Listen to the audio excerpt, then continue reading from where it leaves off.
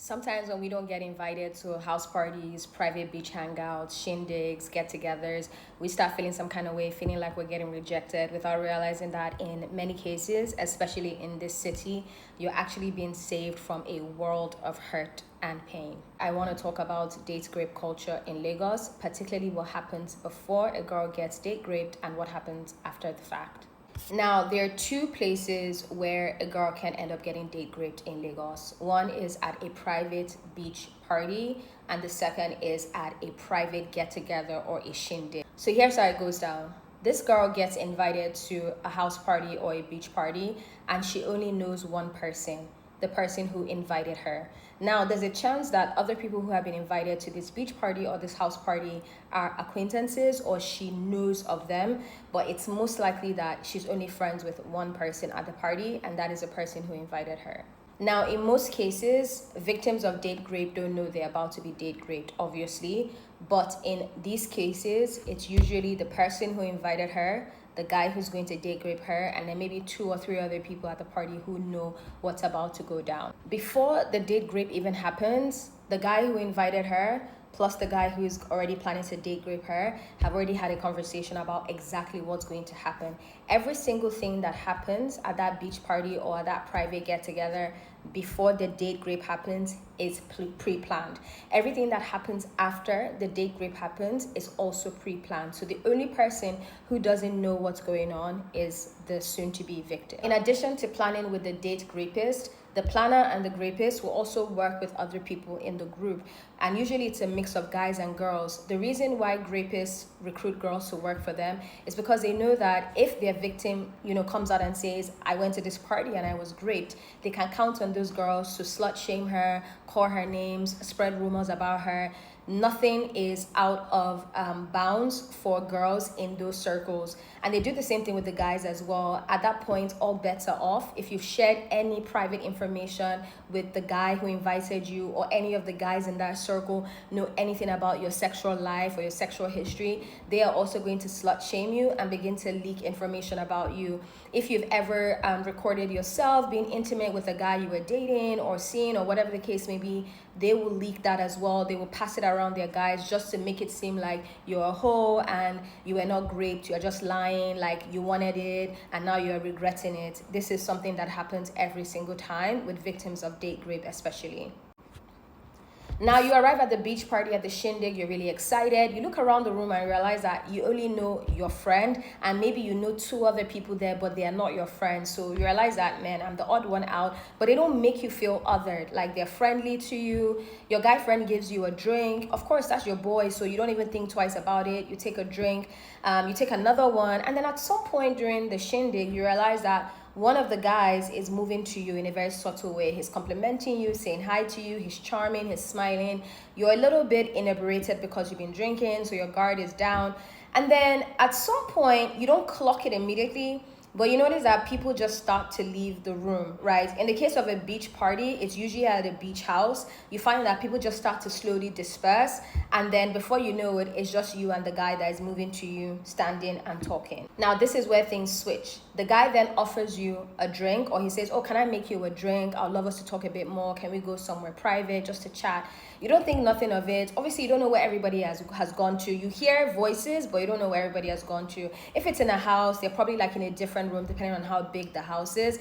You accept the drink. You're not thinking anything of it. You have the drink, and then almost instantaneously, you know that there's something wrong.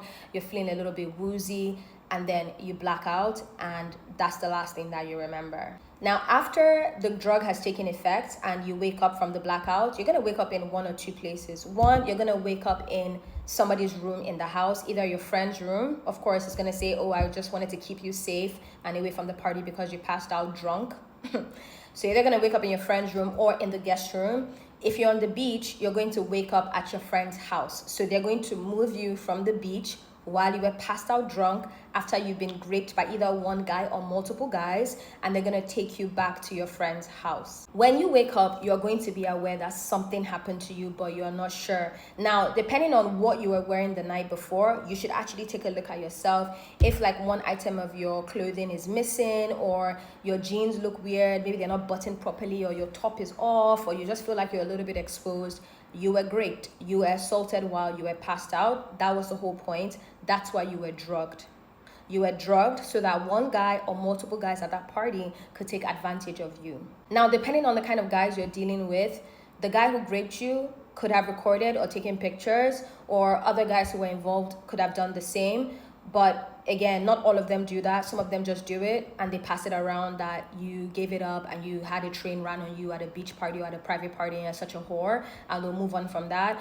But the ones who take pictures and videos will pass it around in their private group chats. Now, when the effects of the drug starts to wear off, your memories will start coming back and you find yourself realizing that you were assaulted. And the first thing you want to do is, raise the alarm, right?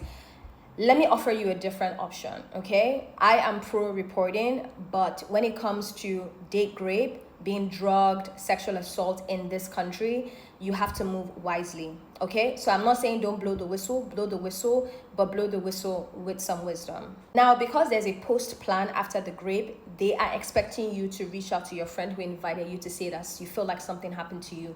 Do not reach out to that guy. If anyone from the party sends you a message, hey, we met last night, I had a really great time with you, my name is la la la la la, do not respond, because they're all a part of it. Instead, I would actually advise you speak to your friends outside of that circle, right? And if you don't have those friends, it's time to start making them. Go to a hospital and get a rape kit done. Let the doctors know that you believe you were sexually assaulted and drugged the night before, and you need to test what's in your system, your blood, do a full blood work. This is before you even sound the alarm. After you've done all that and you have your results, then you go to the police and you file a report, okay? Usually when you go to the beach or to a get-together, you take photos, unless they take your phone from you or they say something weird like, oh, no photos, no photos. At that point, you should know that that's a red flag, and anyone who is telling you as an adult that you can't take photos at a party, yeah, you should get the fuck out of that house. But anyways, show photos and be like, this is the guy that I spoke to, this is what happened, these are the results from my rape kit, they found this in my system, they found that in my system. File a clean and clear police report. Then after that, you are well within your rights to go on a public platform like TikTok or whatever else, or you can start to share it more with your friends more openly and say, hey, this thing happened to me, I was raped, these are the things that went down, and this is where I woke up, my clothes were missing, or my panties were gone, or my top was in disarray, or I just felt off, I felt like I can't remember anything. That's when you now start to talk openly. But one thing you must never do is go to the guy who invited you. That is not your friend. You should block him immediately. And the second thing you should not do is reach out to the person that raped you. Whether you guys exchange numbers or not, that is not your business. Do not text, do not call. Just go through the police and hospital first, and then inform your friends and your loved ones before you decide to take it public. So to all my girlies who love to go to the beach, who love a really good private beach party or like a private shindig, try not to accept drinks from strangers, and if you want to drink, make sure you pour it yourself. If you're at a get-together where you do not know anybody except the person who invited you, and there's like an imbalance in guys versus girls, you should actually leave, or you should try not to get too drunk that you don't remember anything.